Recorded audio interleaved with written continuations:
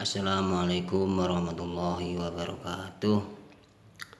Selamat pagi anak-anak semuanya. Mudah-mudahan pada pagi hari ini kita semua dikasih kesehatan oleh Allah Subhanahu wa Ta'ala, dikasih keselamatan, dan juga tetap semangat untuk mengikuti pelajaran fikih pada pagi hari ini.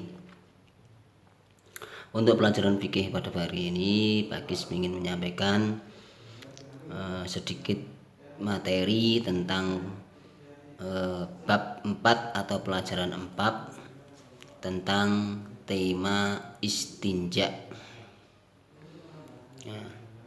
Istinja sendiri artinya menghilangkan kotoran dan najis setelah buang air besar, maaf ini kurang air, dan kecil. Jadi ketika kita BAB, BAK dan sebagainya, kita bersihkan dengan air terutama, atau mungkin dengan yang lain nanti dengan alatnya. Ini namanya istinja ya, istinja. Jadi sesuatu yang keluar dari dubur ataupun kubul, kubul dan dubur ini kalau dibersihkan nama lainnya adalah istinja. Jadi kotoran apapun yang keluar dari belakang ataupun depan, ini disebut istinja atau membersihkan diri atau bersuci. Nih.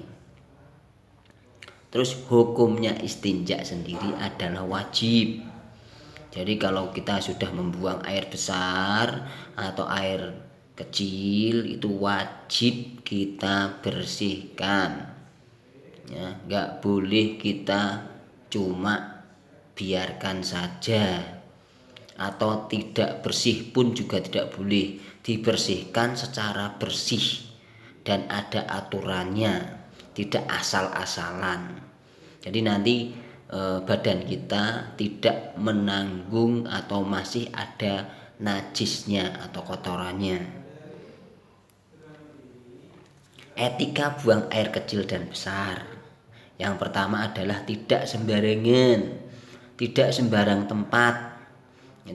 Kita pengen pipis di jalan, langsung kita belok aja, langsung kencing di pinggir jalan. Ini tidak boleh. Atau mungkin di tempat-tempat ibadah, dekat-dekat tempat ibadah, itu juga nggak boleh. Atau mungkin kita itu di dalam mobil atau perjalanan, atau pas kita itu ada di suatu tempat sangat pengen sekali kebelet atau dan sebagainya, ini jangan sampai sembarangan. Kita cari toilet dulu, kita cari tempat kamar mandi umum, atau kita biasanya bisa mampir di POM atau kalau sedang perjalanan. Yang selanjutnya adalah tidak terlihat orang. Ya, sebaiknya kalau kita ketika buang air besar atau buang air kecil itu tidak di tempat terbuka, tidak di tempat umum yang kelihatan orang. Ya, kalaupun di kamar mandi pintunya wajib ditutup yang rapat, jangan sampai dibuka nanti kalau ada tamu, ada orang lain kelihatan. Nah, ini juga tidak boleh. Yang selanjutnya adalah yang baik itu membuang kotoran atau air besar maupun kecil itu di kamar mandi atau WC. Nah, etikanya membuang air kecil atau air besar di WC itu membaca doa dulu sebelum masuk. Bismillahirrahmanirrahim. Allahumma inni a'udzubika minal khubuthi wal khaba'ith. Ini doanya. Nanti masuk dengan kaki kiri, keluar dengan kaki kanan.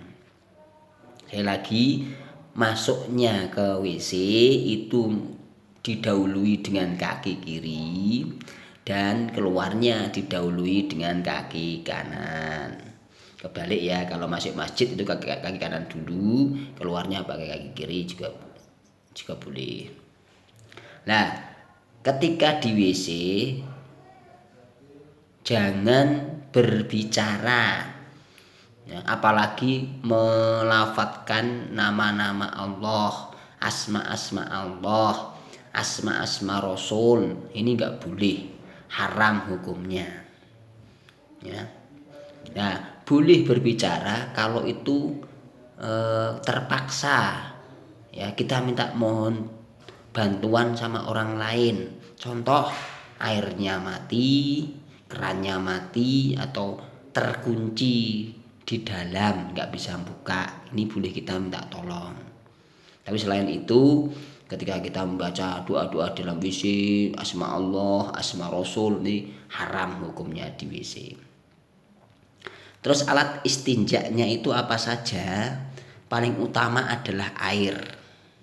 Air di sini adalah air yang mutlak, yang suci dan mensucikan. Jangan air yang kotor, jangan air yang sudah pernah dipakai dan sebagainya. Ya, boleh juga pakai tisu. Ini kebanyakan dipakai ketika ada orang-orang itu ketika naik pesawat, ada yang haji, ada yang umroh dan sebagainya. Biasanya kalau pakai air itu berat pesawatnya, pakainya tisu, tidak apa-apa. Dengan kapas ini hampir sama dengan tisu, maknanya juga seperti itu ya. Ini boleh dengan kapas dan pakai batu. Nah, ini kalau zaman dulu ini kadang-kadang sulit air, ataupun mungkin zaman di daerah pegunungan atau daerah terpencil yang kekeringan ya, tidak ada air atau sulit sekali air cuma untuk air minum, untuk yang pokok-pokok saja. Ini kita istinja atau mencucikan kotoran itu boleh pakai batu ya, boleh pakai batu yang tertentu yang kira-kira itu tidak melukai, tidak kotor ya, yang batunya itu kira-kira bisa membersihkan dengan baik. Ini sedikit materi fikih dari Pak Kis, mudah-mudahan bermanfaat.